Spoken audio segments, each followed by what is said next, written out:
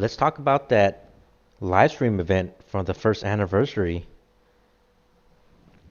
I had to wake up around 3 in the morning to watch it over here in Italy, but it was okay. I thought that it could be a little more scripted. It wasn't as exciting as I expected it to be. It was cool that we had a whole lot of guests on there. So, um, hey, shout out to Palladia and Cabbage. They were pretty awesome. They were really stewards of the WOTV content creator community. They look really professional and excited, and they're real natural on screen during the live event. Nothing about the other guys, but Diggs. Everybody loved Diggs. Diggs just didn't look like he was having a good day. He just wasn't happy. And then the other guy also kind of looked like he was surprised to be on there. So, but it was not bad. I really appreciated Palladia and Cabbage being, great stewards of the content creator community. They kind of leading the way there. I was disappointed because my favorite content creator is Orange. I really like watching his videos. I think he has a great voice and really good at commentating, and he just makes the game more exciting than it really is, right? And then my favorite PvP content creator would be the Ultimate Chi, and then his gamer name is Happy Cat. But other than that, I thought it was pretty good. Um, I enjoyed some of it. I was really skeptical at what they were gonna talk about and gonna show us. It kind of looked silly, but it wasn't bad. It wasn't too bad. The rewards, the four PvP rewards that they were showing, 1 through 4. I was really upset that Palladia, won that. I wanted Cabbage to win because his rewards, 1,000 books. Holy crap! Because I don't have time to farm books, but 1,000 books, I really wanted those. But it was really cool that in the end, Hiroki was like, well, we might as well just give them all the rewards. And so that kind of took a good turn. I was like, okay, that was really cool. I'm glad they did that instead, right? I was starting to be like, oh my goodness, I don't believe we just got ripped off. But it turned out well. I liked it. It wasn't bad. The Final Fantasy X event coming out in about 4 days. I like the fact that, on March 24th, put that on your calendar, March 24th, if you log onto the game, or if you are a new player logging onto the game for the first time, you get Tidus for free, which is pretty good. Um, because I think he's pretty overpowered because he has an ability, Heiska. Really, Heiska from a non, red mage is pretty crazy.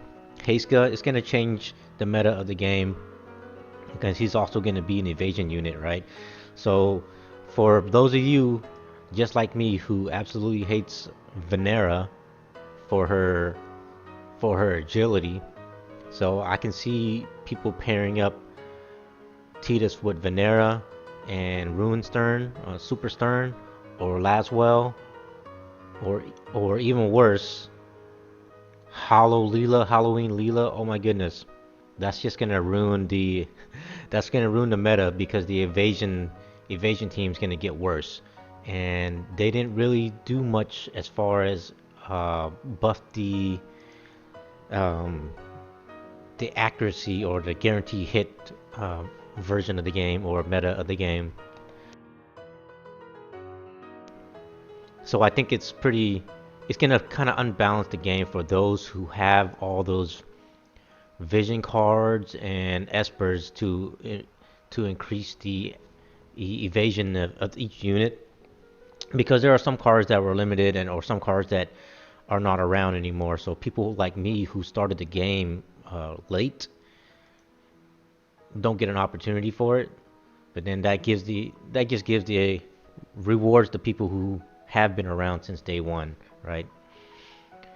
So it's gonna be a little tough, but it's good.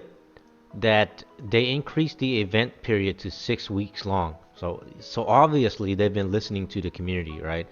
So these 1 week event periods to hustle and grind to try to get all these shards and max everything out within 1 week, and still have to try to farm books and all that stuff. That's just too much. So for people like me who don't have time to do all the farming because I work a lot, and in order for me to participate in some of these events, I gotta wake up at like 2 or 3 in the morning, to catch on to things, and I have to get ready to go to work at like 4:30 in the morning. So I kind of miss a lot of it, and I can't just auto click everything because, of course, BlueStacks and LD player seems to crash a lot. So I have to actually play, and playing on my phone doesn't really work out as good as you expect it to be. All right. I think that for people who do this auto clicking stuff, good for them. They're able to farm stuff like that, but they need to bring more to the shops for people who don't have the time to farm. They can just use some money or guild to just straight up buy some stuff, right?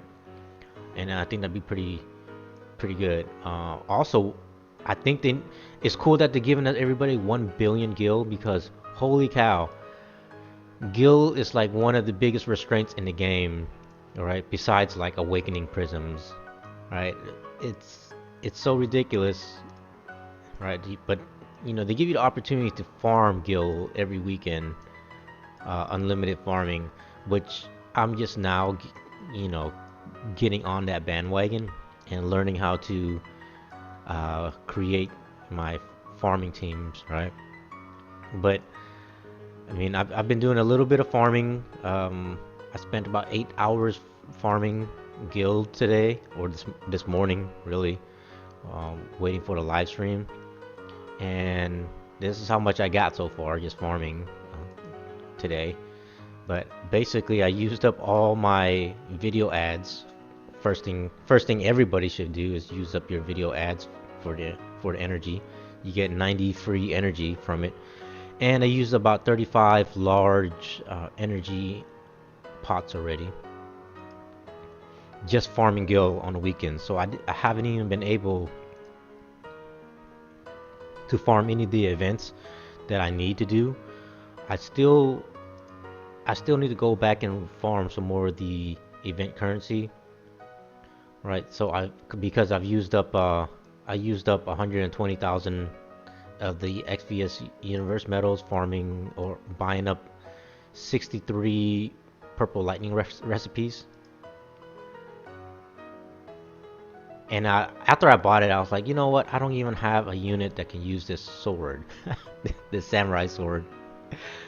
But I have it, so in the future I'll have it for some reason. But I gotta go out and farm another 96,000 total currency, so I can buy up all these units. But I doubt that the EX120 is going to be available to us, so I don't even think it'll be necessary. But I'm gonna have it just in case the EX120 comes out. I'm definitely not buying any Fravia shards, so that's going to save me some currency because I haven't been able to pull Fravia yet. Spent about 30,000 visual this time around trying to get her. I couldn't get her, but that's whatever. I'm not gonna commit to that unit, even though I I'm more of a collector. I just want to collect units. Earlier, I did a quick video on the what I think is a glitch for the XP Overlight eggs, the extra large eggs. Go check out that video before they patch it. You should be able to get up to 500,000 JP in 1 day with that little method, that little glitch, and it's only 99 cents per 100,000 JP, which I think it's, even if you're not a spender, I think it's worth it. If anything, 99 cent a day is worth it for the daily bonus. Um, the, they talked about the art book. I don't know. I'm a big fan of the art. I really like the character designs and whatnot of the Brave Exvius world and the votive designs. So I'm gonna go ahead and pre-order that as soon as the link pops up on the screen here, and then on the main screen. And also, I'm probably gonna go see if I can try to find the Japanese version and buy that also.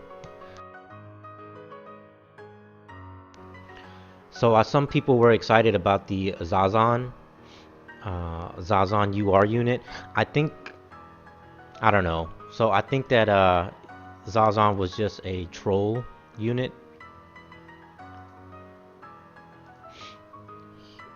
Pretty much, he was just a troll unit for everyone.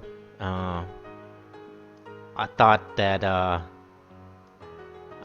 maybe Israel, she's already a UR unit, so I mean, I'm glad they didn't go that route. And Mont is also getting a UR version already, so I'm glad he didn't win either. But if there was somebody that I think should have deserved a second chance or a UR version, right? I think it should have been Uni, right? So Uni, poor Uni, her everybody was picked on the voice actors for Uni, and I think that was pretty toxic of the community. Really disappointed the community for picking on the voice actors and trying to cyberbully the voice actors. I mean, they're just doing the voice. They're not the actual person or the character. These made up fictional characters, right? So this is a unit that I felt should have been, should deserve a UR update, a UR version, right? Long overdue.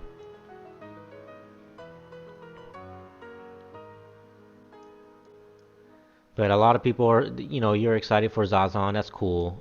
I think his character design was pretty cool.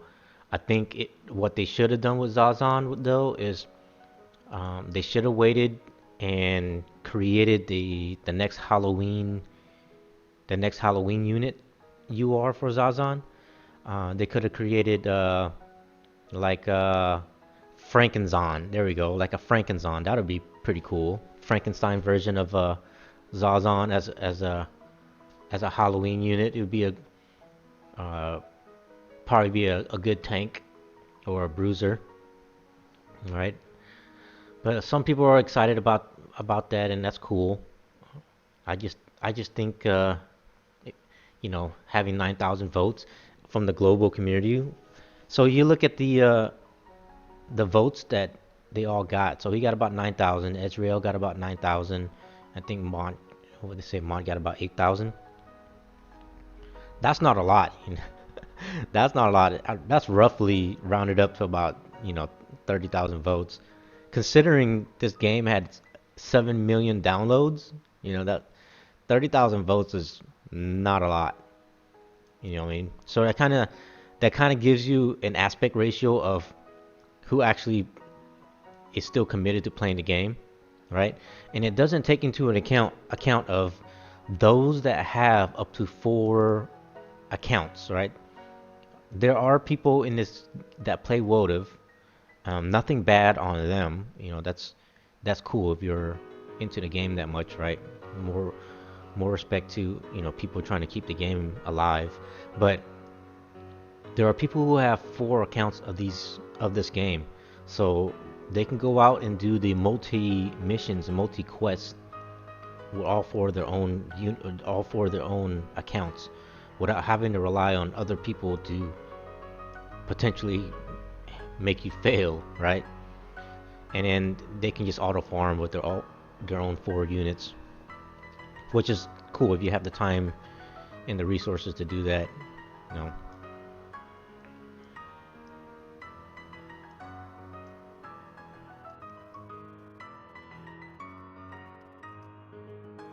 So that was pretty cool of the live stream. I think, and it ran a little longer than what we all expected to.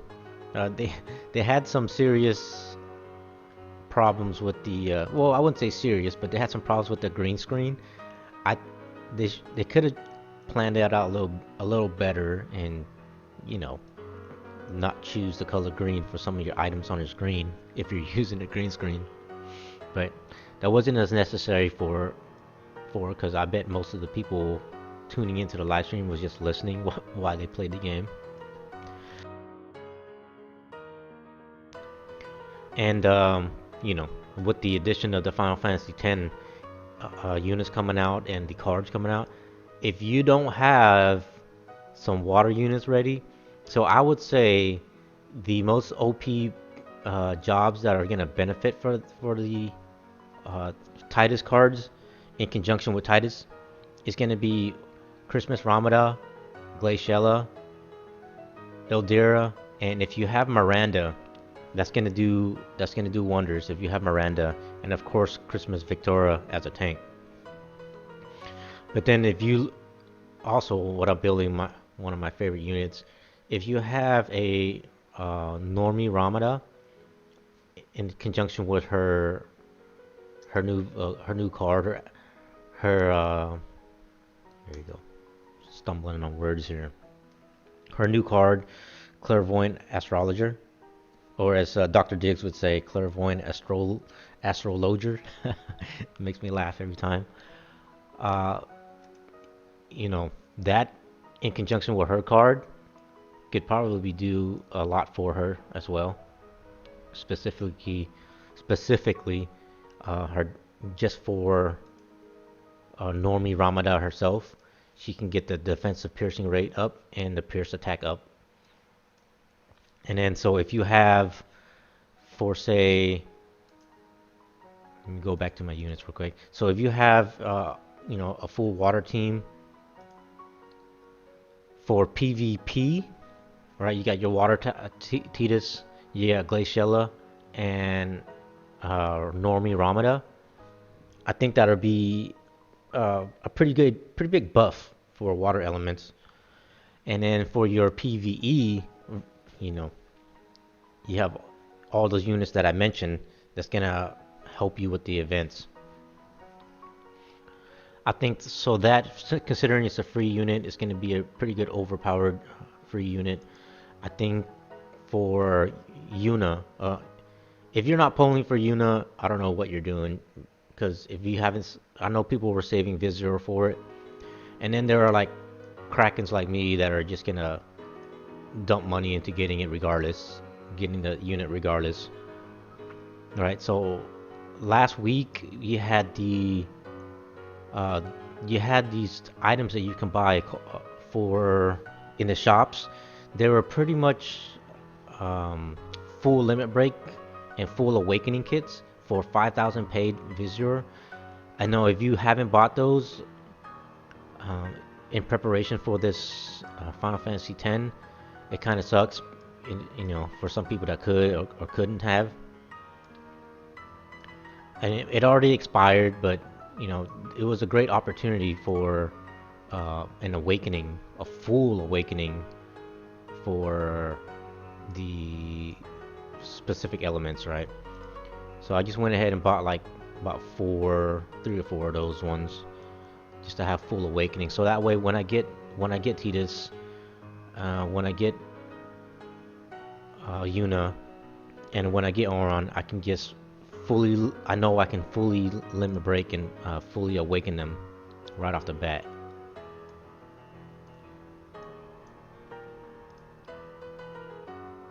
But that's not for everybody. That's just for some. All right. I mean, if you can, that was cool. If you can't, it's whatever, right? And if I thought these packs right here, unfortunately, ends in 2 days. We're hoping that it would last through the EX 120 release, so then you can just go back in here and just pretty much buy up, you know, 80 shards, right? Because you can do it twice. 80 shards would end up turning into 80 mind spheres. That would have been pretty good. Good jump in preparation, but that's pretty much it though. I think that that was cool that they featured some of our content creators. I, that it's a good step in the right direction because a lot of WOTV players tune into those content creators, and it was cool that they brought those content creators in, just for a little bit of live streaming, even though it may have been just for a little bit. So hopefully the Final Fantasy X event and the first anniversary events turn out pretty well for all of us, and hopefully you get what you want from all of it because it's got to make a big impression, right, on the World of community. So if you think about all the players that are planning to quit for EX 120 for being discouraged.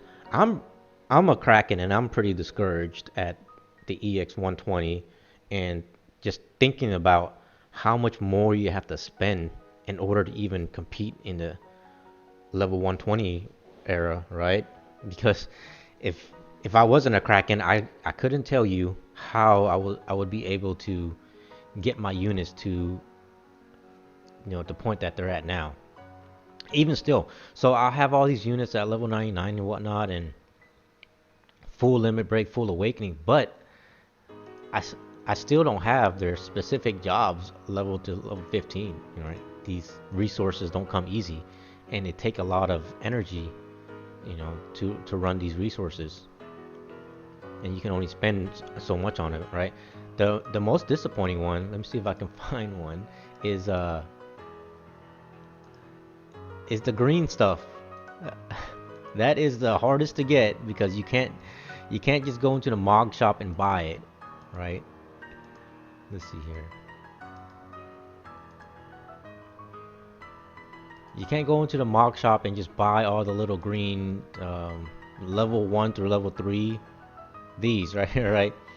The level 1 to level 3 green stuff, you can't just go into the mog shop and buy it with the cheapest form of currency that you have from getting duplicates of um, you know everything below MR units.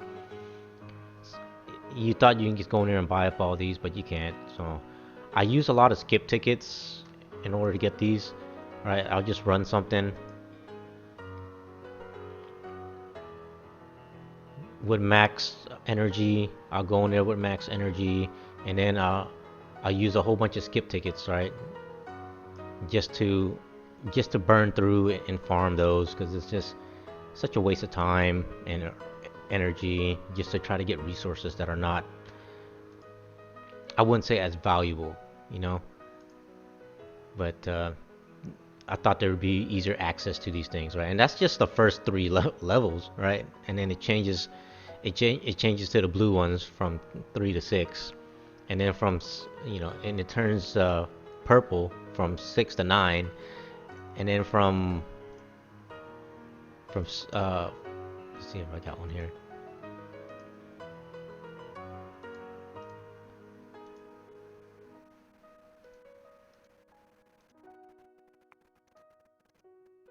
It turns purple from 6 to 9, right? And then from after 6 to 9, it goes yellow. It goes yellow from 9 to 12, and then once you hit job level 12, and then so here's the purple ones, right? Once you hit job level 12, then it turns into the pink ones from 12 to 15.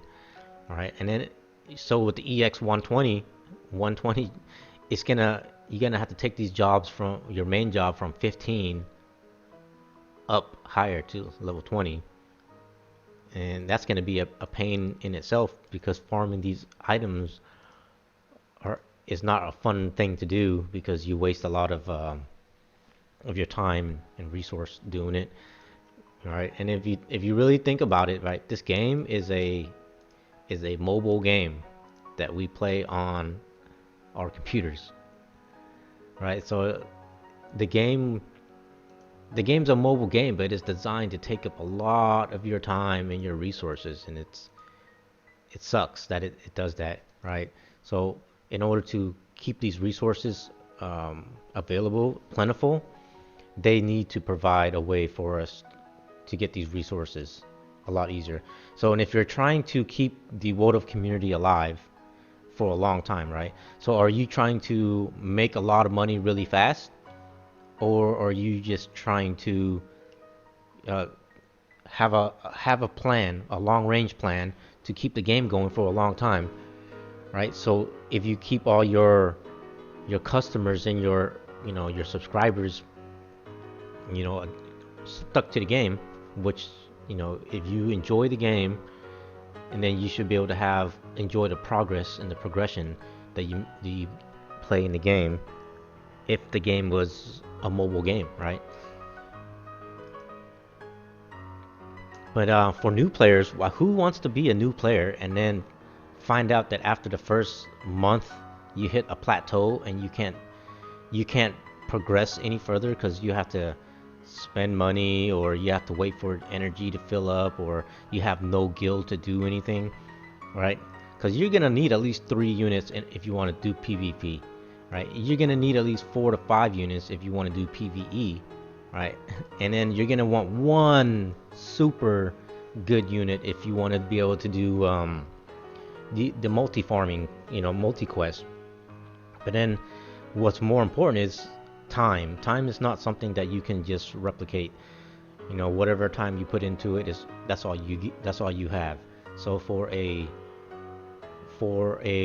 mobile game to have to be so time demanding, I'm not sure it's gonna stick well, right? So like I was saying, you got about 30,000 votes on Zazan, and for the next UR unit, but the game has 7 million downloads. That's to include, the JP side, and that's not taking into account of individuals who have about 4 accounts each. You know what I mean? So, I mean, I guess if you would take, 7 million and divide it by 4, but not everybody has multiple accounts. I just have one, and I'm fine with that.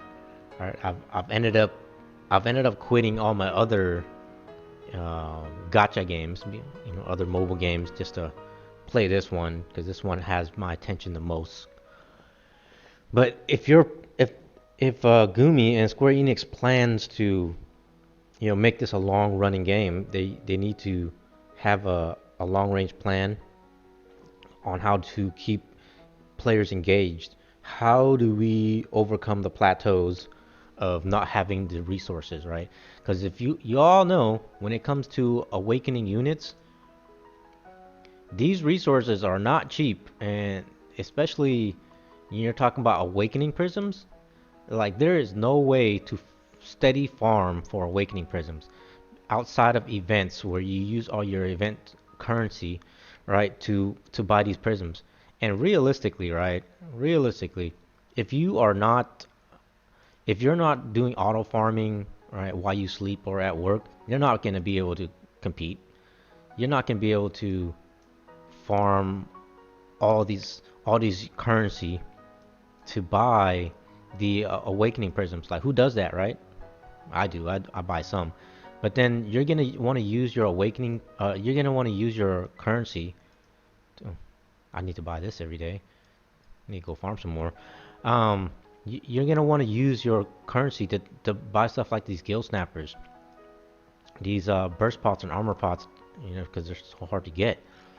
But most of the time you're just doing it so you can buy the main objectives for your farming, right? The reason why you're farming in the first place is because either the weapons or armor or accessories that they're releasing requires books and and rare items that you need for crafting, right? These things are not easy to come by unless you take a lot of time to farm.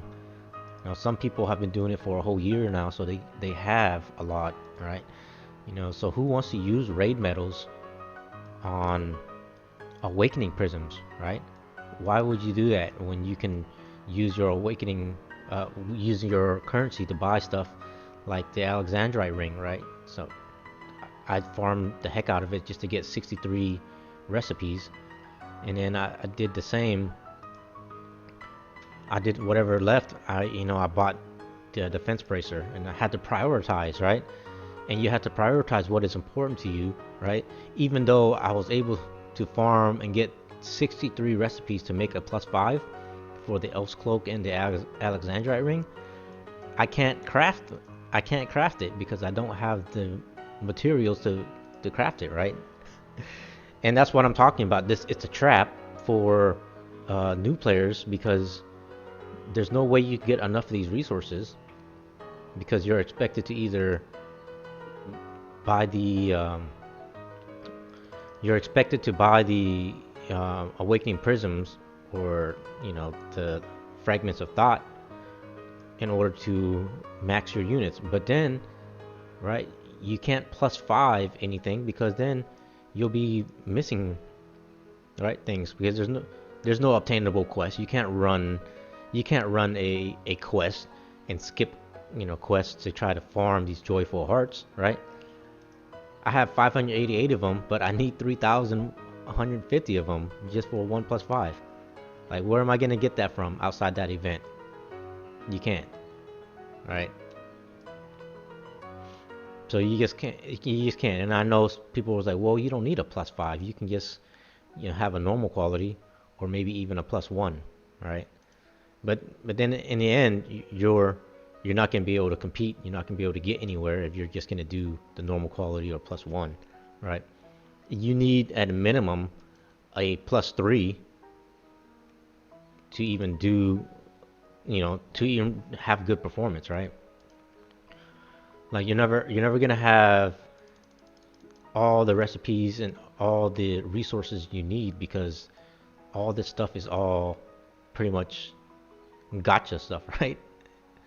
You finally hustle your butt off to get what you need to get the recipes for it, but then you're still locked behind all the items and materials that you are not able to farm and not able to get, right?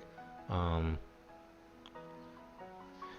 and that's pretty much where it stands. You gotta make that decision of how much you're gonna farm and where you're gonna farm and where you're gonna put your resources to, right? They were cool enough to give you this emblem of devouring, pretty easily for new players. That might help, right? You're able to +5 it because the materials are a lot easier to get because you're actually farming for the event currency and not specifically for the emblem itself. So that's pretty cool for new players, but I mean, look at what you get from it. 3 defense, 3 accuracy, resist blind, paralyze, and you get your accuracy +10. That's cool. But the new evasion meta, the accuracy +10 is not going to do anything for you, especially if you don't have a +5, right? It's not going to do much for you, but maybe it's enough to keep new players engaged until you hit the plateau. Just like every gacha game, the lifespan of a gacha game is 3 months, right? So the first 90 days is when these game developers try to choke you of your money, because after 90 days, that's when you get like about 70% of your player base start to fall off. Yeah, the game has 7 million downloads, but how many players are still active, right? If you go on to your favorite world of content creator at any given day and you look at their subscribers and you look at the people who watch it or how many likes you get, you can see how much of the community actually is fully engaged in the game, right? You look at someone who is really popular, like Cabbage, right? Everybody watches his videos, right? He's like one of 2 content creators that that is able to read and speak Japanese, so he can tell both sides of the stories on the JP and global and keep you up to date. So a lot of people will tune into his videos. But if you look at the number of subs and people who actually tune into it, it's really not much. You got about 2,000 to 4,000 people. That's that's not a lot of players really if you're talking about 7 million downloads, right? So things like that, man, you got to look into the survivability of the game. Like, how feasible is this game for new players to show up and play beyond the 90 days, right? Especially if they run into a plateau where, okay, resources are hard to get. What do? You you have to buy stuff, or how much are you gonna enjoy if you're gonna have to continuously buy, if you're not a whale or a kraken, right? And even whales and krakens can only take so much, right? As you can see from the Dwayne release on the JP side, on the JP server, right? Even the whales, they were fed up. They're like, look, we're no longer doing this if you don't reduce the cost, right? They're gonna run out of their paying customers, right? Me as a kraken, I spend a lot. I spend way more than I should, and just because I can, right? And of course, just because you can doesn't mean that you should, right? So, every month I spend about 25 to 28 US dollars on the game because I don't have the time to play, so I just go in and buy up, most of the resources to do what I want to do. And then I'm a collector in the game. I suck at PvP because I'm not going to I'm not gonna do anything more than the 5 arena matches a day. I refuse to spend Visual to increase my orbs once the 5 matches are done. I'm not gonna use anything to have more matches. You know what I mean? Because it's really not that important to me. The ranking's not that important to me. As long as I just do the 5 matches a day, I'm completely fine with that.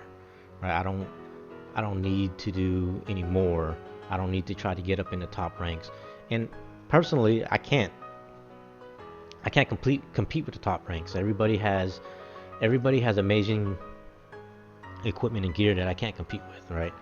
I don't have a lot of +5 maxed out. A lot of my vision cards are not maxed out. They're average level 70 or 60, and that's as far as I can get because it's too expensive to max them out. So each card, right, takes roughly 50 million gil to go from level 1 to level 99, right? 50 million gil. That's a lot. Um, I mean, do you even make 50 million gil a week in this game? All right? If you're not farming, if you're not actively farming. So if you're actively farming for gil, then that's the time that you can use to be farming other things, right?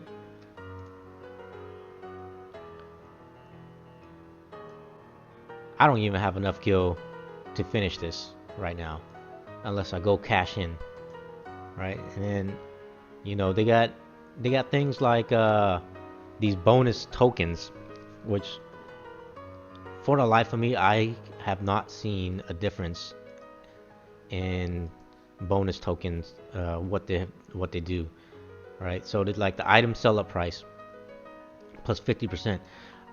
Does that apply to does that apply to all the gill snappers? Because it doesn't seem like it does, right? It doesn't seem like I'm getting plus 50% of sales from my gill snappers. The vision card, the vision card, the equipment item. So if the vision card XP, the enhancement, so all the enhancement stuff, right? I don't think anybody should be investing in the vision card enhancement success because that's a trap. That's a gotcha trap. So maybe the vision card XP acquisition up and all these acquisition up. Now that's beneficial, because it works. It works in the background. But the vision card or Esper enhancement huge success, that's a trap because regardless of what you do, all right. For example, I'm gonna go back in here to my clairvoyant astrologer, right? So if I use my enhance and I max it, right? So right now what I'm doing is I'm using 445 of my MR eggs, 4 of my SR eggs and one of my regular eggs, right? This is what I need to max out this card. But if I had enough gil and I hit enhance and it maxes out the card and it'll say huge success, you know, extreme success or whatever success, right? Well, guess what? You still used up 445 MR eggs, right? Whereas if you do one at a time, right, and you get huge success, huge success, huge success 445 times, okay, that's beneficial. But if you try to max whatever eggs that you overuse, you don't get back. You don't get a return on it. So 445 eggs to max, right? So even if let's say I use 345 eggs and it hits a huge success, but the huge success, essentially, you could have just used only 300 eggs and get the same max level. But if you hit a huge success rate, it doesn't refund you for the extra eggs that were used in order to get the level 99 max. So essentially, you're still using the maximum amount of eggs to max your cards, even with the huge success bonus, right? So that's what I was saying. I commented on Dr. Diggs' video a long time ago when he made a video about the tokens, and I was telling him why it was a gotcha and why it was a trap. Because unless you're using about 10 eggs at a time, 40-50 times, then you're not really benefiting from it. Let's be honest, most of us that levels up our espers and our vision cards, we hit max and then enhance, right? I don't think anybody sits there using 10 at a time to try to max it. And those are things that they should probably look at, try to look at and change or update, because those are like the little quality of life things you got to consider.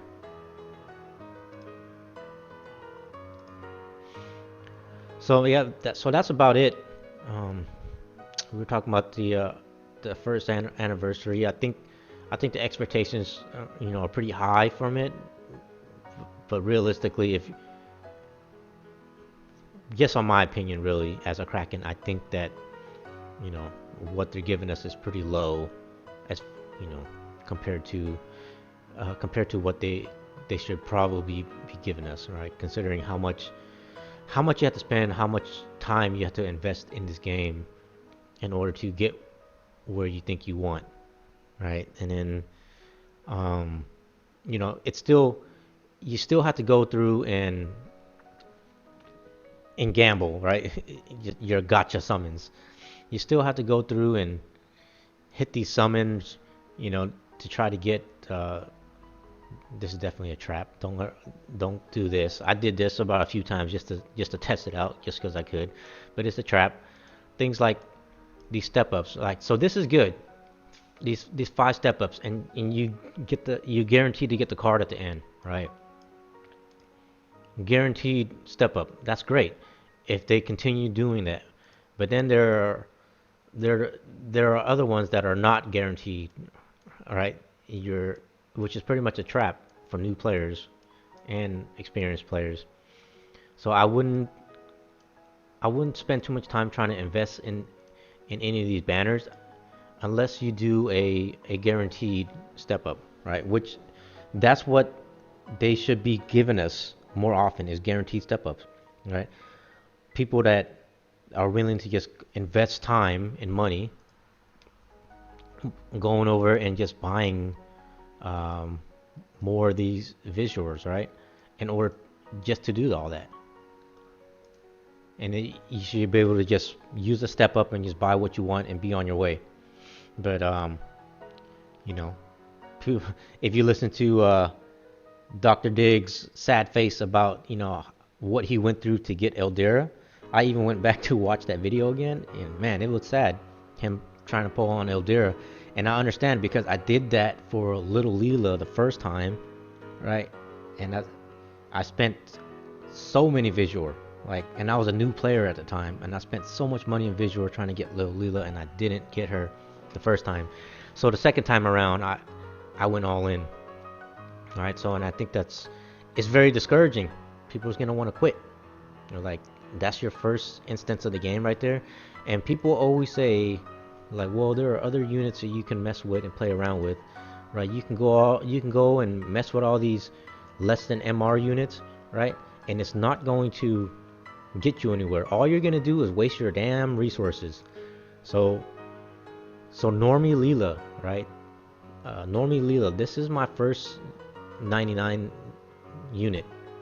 This is my first 99 unit ever and I figured, like, you know what, I'm gonna go all in and use my resources for this Normie Leela, right?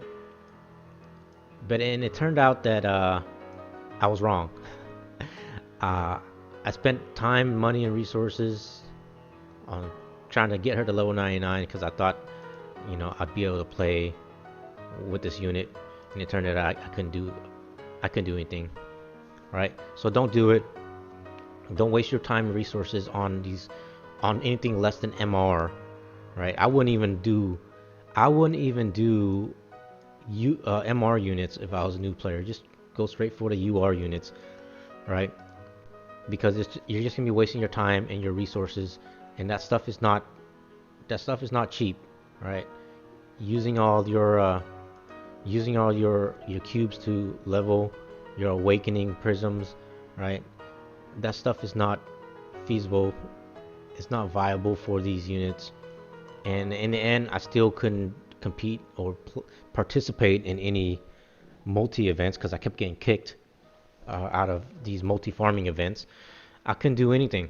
So these units are complete trash, and you can tell they're complete trash because when you invest in banners, that's all you will get is all these completely trash units, right? That constantly, and you don't even the MR units. Most of the MR units you get are complete trash also. Like, the game knows what's good and what's not, right? There'll be units that you don't have. There'll be units that you don't have that you can't get on banners, right? Limited units and stuff like that. That if you don't have what it takes to get the unit, you're done for. And then in the end, it's not even that great of a unit, right? So if you're not investing in UR units, you're wasting your time.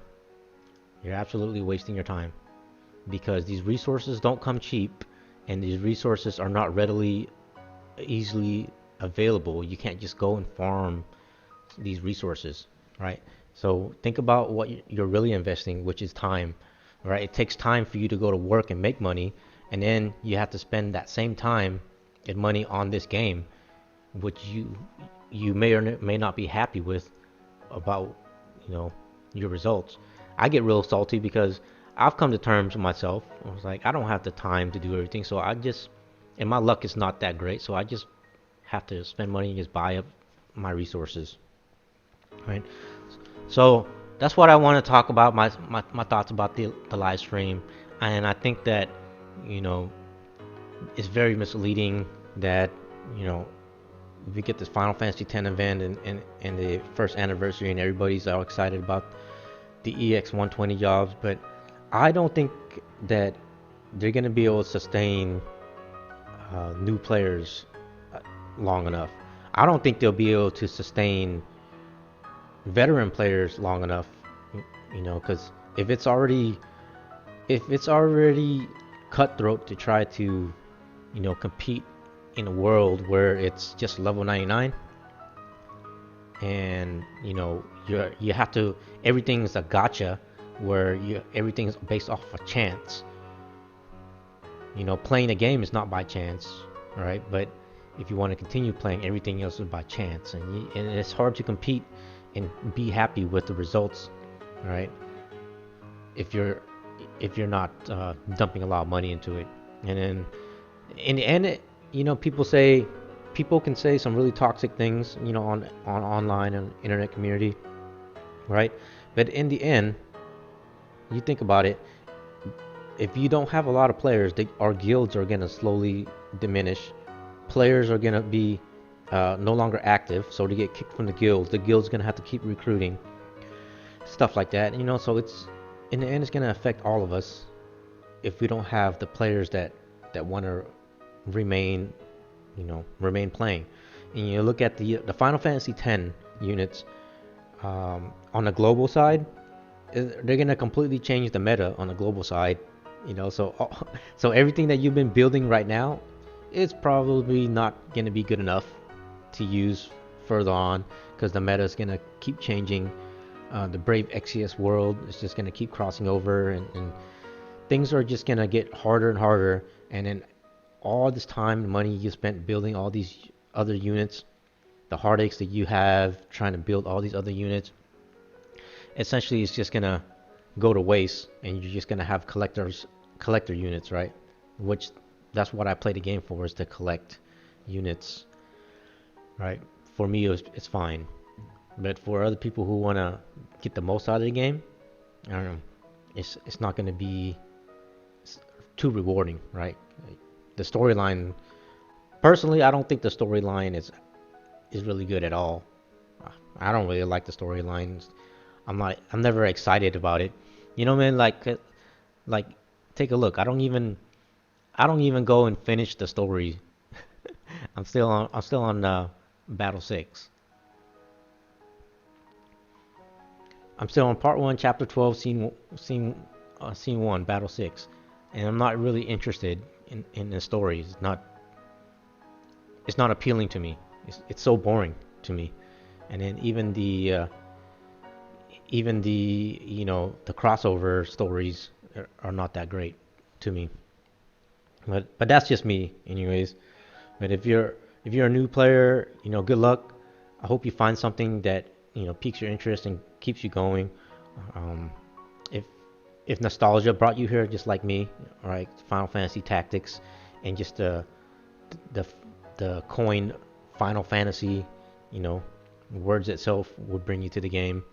Everything Square Enix would probably bring you to the game. At least make you take a look at the game, or read about the game, or watch a couple of videos. If Gumi's not able to, keep everybody playing, it's going to be hard to sustain. I don't see a second anniversary or third anniversary being as populated. I think the community is still going to be the same. By then they'll be like, hey, we're celebrating, 14 million downloads. But 14 million downloads, but you still only have, an active like 30,000 players.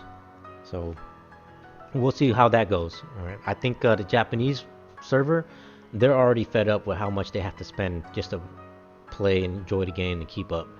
And it's only a matter of time until the global side gets hit with the same thing. I think, if they really want to keep this game alive, I think by the second anniversary, what they need to do is merge the JP and the global servers together, right?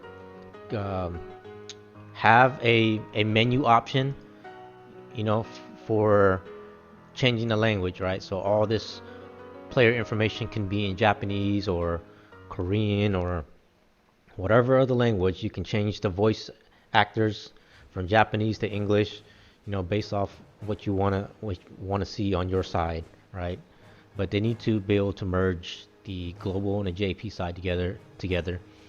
There should be no games that have separate servers anymore. That's just, so they're wasting time, they're wasting money and resources, creating separate servers for each of these games, when in essence they should just be making one game for everybody and just focusing their time on one, right? Instead of developing two different games, which is actually the same game but two different teams. And you have bugs and problems on two different games when you can just fix just one game. You know what I mean? But that's all I got to say. Hopefully the game goes into a really good direction, and this game just blows up as one of Square Enix's Gumi's biggest games.